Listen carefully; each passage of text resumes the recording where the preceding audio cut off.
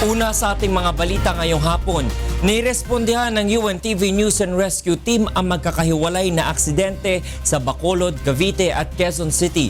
Ito ang balita ni Bernard Dadis. Sugatan ng motorcycle rider na si Ryan Arevalo matapos bumangga sa isang pampaserong van sa kanto ng Quirino Highway at Rockville Avenue sa San Bartolome, Quezon City kaninang madaling araw. Binigyan ng first aid ng UNTV News and Rescue Team ang mga galo sa katawan at posibleng bali sa balikat ng biktima at saka siya isinugod sa Novaliches General Hospital.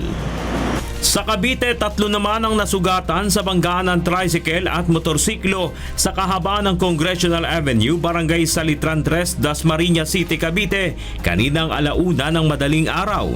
Nasugatan sa daliri at posibleng nabali ang kaliwang braso ng motorcycle rider na si Christopher Morales. Ang driver naman ng tricycle na si Joel Panyamogan de Holde ay nagtamo ng gasgas sa noo at binti, habang ang sakay nitong si Sam Jade Gadian ay may gasgas at bugbog sa kanang binti.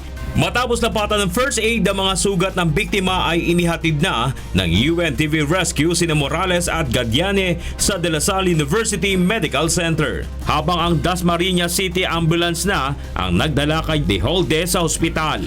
At sa Bacolod City,